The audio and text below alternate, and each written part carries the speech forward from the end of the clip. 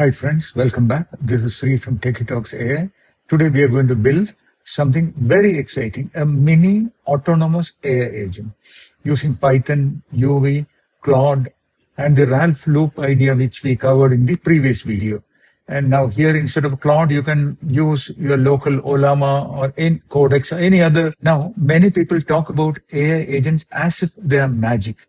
But in reality, a useful AI agent is usually a disciplined loop, a while loop, or we can also call it a Ralph loop.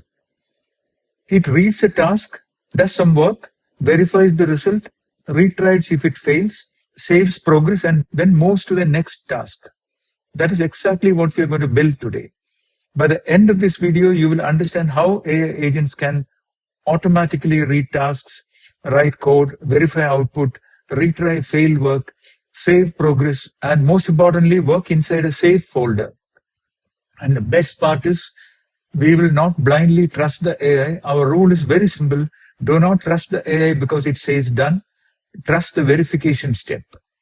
So let's build this mini autonomous agent step by step so that we are confident of using an agentic system. What exactly is the Ralph loop idea? Ralph loop is a simple but powerful AI workflow pattern. Instead of giving one big confusing instruction to an AI assistant, we give it one small task at a time. The loop looks like this. Pick a task, ask AI to work, verify the result. If failed, retry, save the progress, and then pick the next task. This makes the AI much more useful for real projects because the AI may forget, the AI may misunderstand, the AI may say done even when the work is not complete. So we keep the memory outside the AI in files like tasks.json, which we will see, progress.md, and of course, workspace folder. The AI works inside a controlled folder. We call it a workspace, and our Python controller checks the result. This is the heart of the Ralph loop.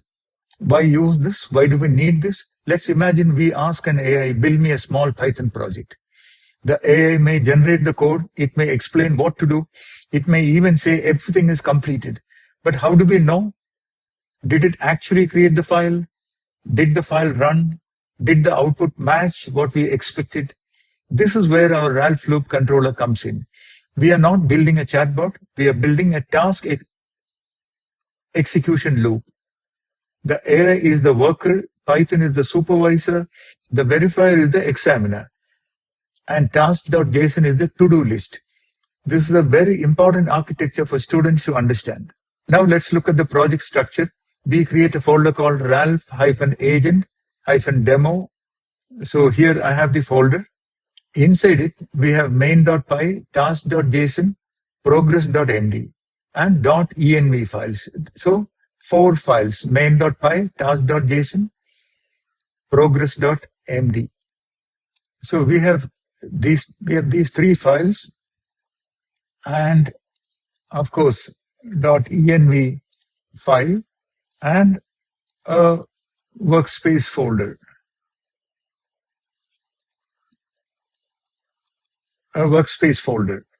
Okay.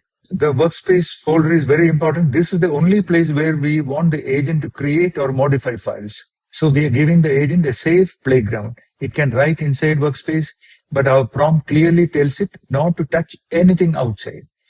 For students, this is a great safety lesson.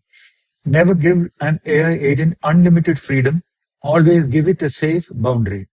The env file. Next, we use an .env file to store our API key. We add, in this case, Anthropic_API_key with our Anthropic API key.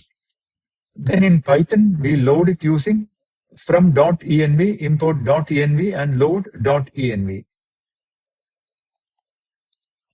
So here from .env, import load .env, and then load _.env when we call.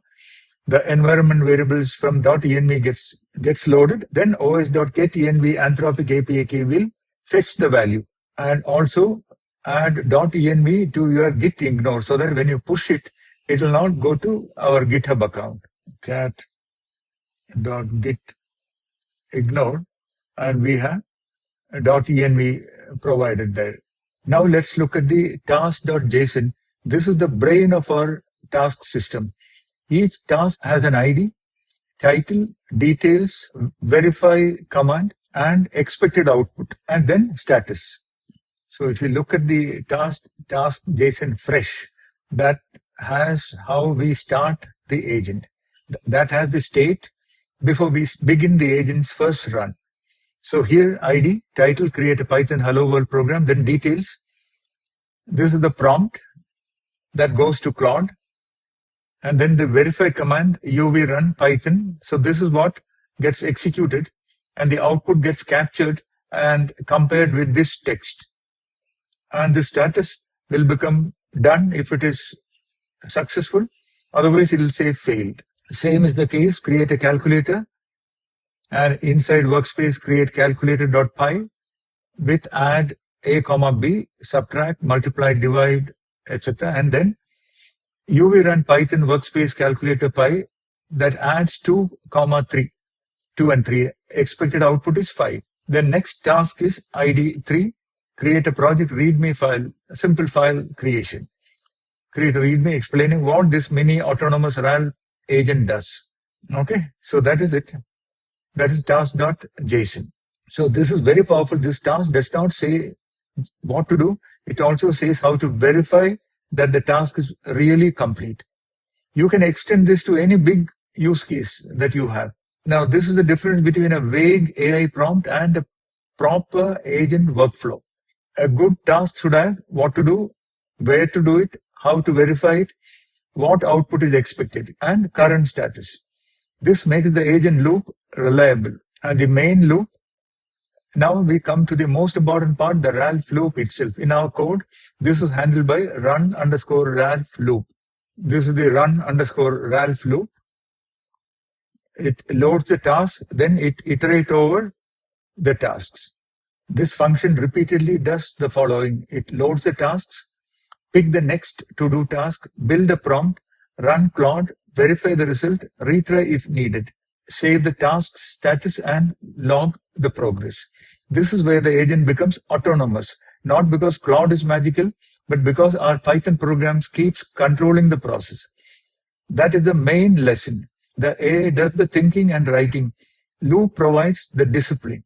Now, how do we give the permission in our Claude sub-process call? Here we have the run Claude agent. And the interesting part is here we are not using any API interface.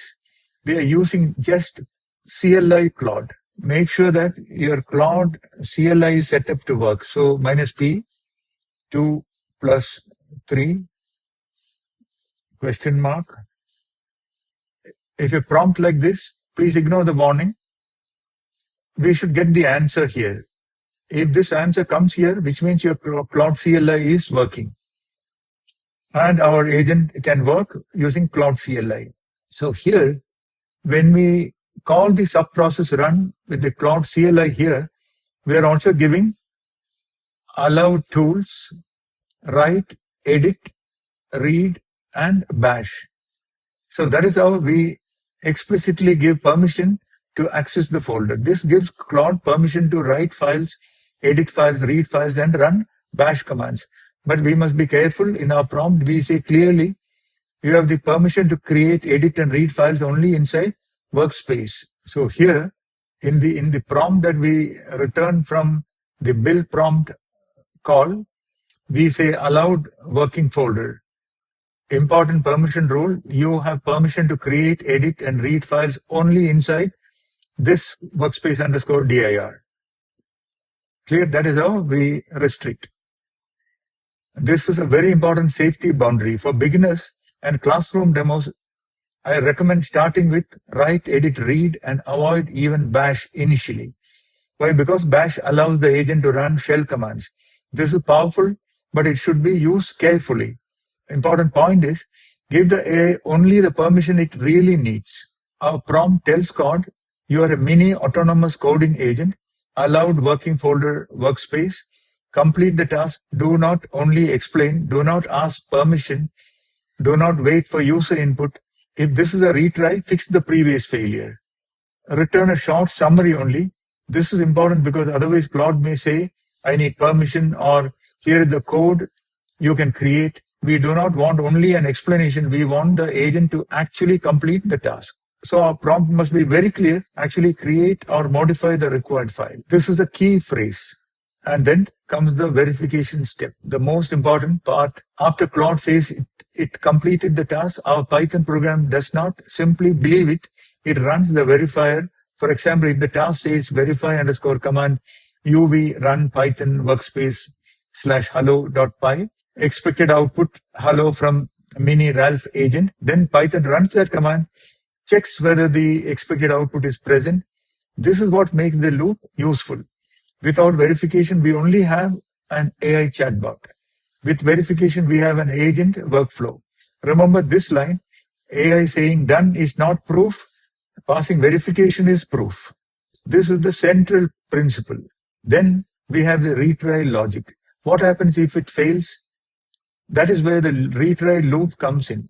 Every task gets multiple attempts. For example, attempt 1 failed, give feedback to Claude. Attempt 2, verify again. Attempt 3, marked failed if still not working. So we have in our code 3 attempts. So if you go to the last line, run Ralph underscore loop, maximum iterations 20. This is maximum number of tasks agent should handle in one execution. And then max retries per task is 3. Mark failed if still not working. This is very realistic because AI agents often make small mistakes.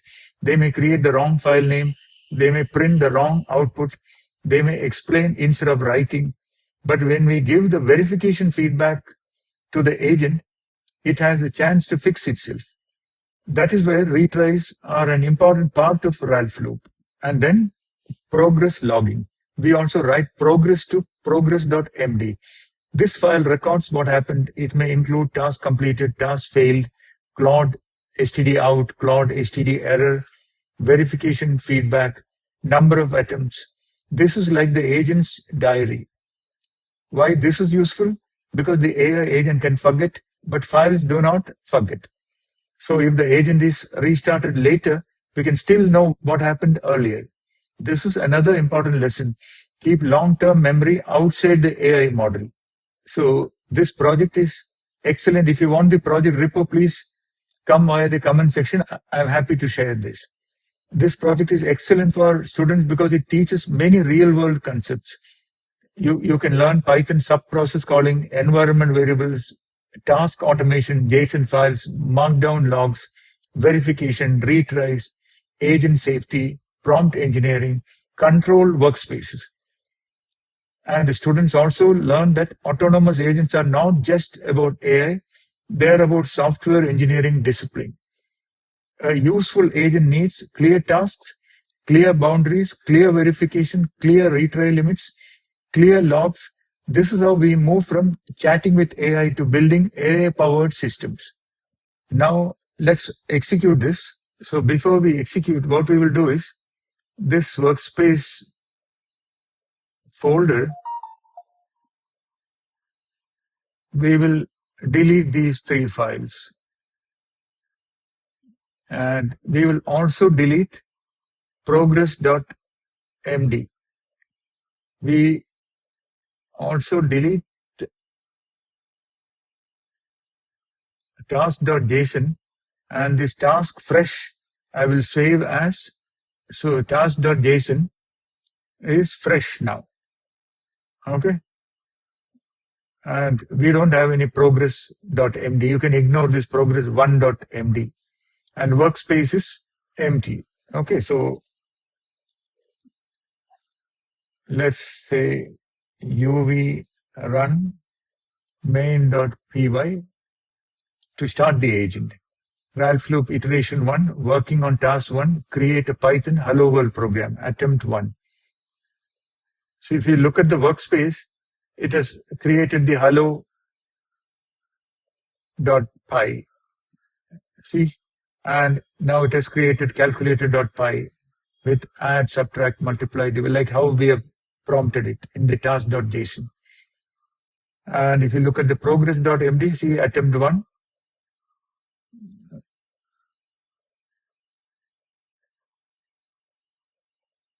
Okay, verification output. See, 2 plus 3, 5.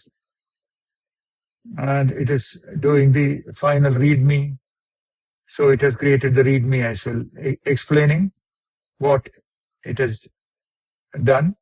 And if you look at the task.json now, see, status has changed from to do to done, and completed time atoms 1. So that is executing the Ralph loop and also logging the progress. So after all tasks are completed, we see all tasks completed. Now we can open the workspace folder and see the files created. So this is the moment students will understand. The AI did the work, but Python loop controlled the workflow. So finally, before using agents like this in serious projects, we must understand safety. Do not run autonomous agents in important folders. Do not give broad file permissions. Do not expose API keys. Do not allow unlimited retries. Do not allow unlimited bash commands. And do not let the agent modify your whole computer. Always use a safe sandbox folder like this workspace example. And always use a retry limit. In this case, we use 3. This protects the system from endless loops. Now, real world extension ideas, you can extend this with adding more task types, add test files, add git commits after each success, add human approval before risky actions, and add a web dashboard, add email reports, add Docker sandboxing feature, add local LLM supports like Olama, add OpenAI or Gemini support in addition to Claude.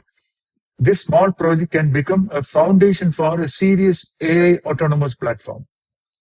But the basic idea remains same: task, agent, verify, retry, save, repeat. That is the Ralph loop. So friends, today we built a mini autonomous custom AI agent using Ralph loop idea. We gave the AI a task list, gave it a safe workspace. We allowed it to write files. We verified the output. We retried failed attempts, and we saved progress. This is the foundation of a practical agentic AI. The biggest lesson is this: do not build AI systems that only talk. Build AI systems that do, verify, and improve. Once you understand this pattern, you can build coding agents, content agents, research agents, testing agents, automation agents, and many more. If you found this useful, please like this video and share it with students, developers, and AI enthusiasts who want to understand how autonomous agents really work. And comment below Ralph Loop if you want me to share the GitHub repo, and subscribe to Techie Talks AI for more practical AI, Python, automation, and agentic tutorials. See you in the next video. Keep learning, keep building, and remember, AI may say done, but only verification proves it.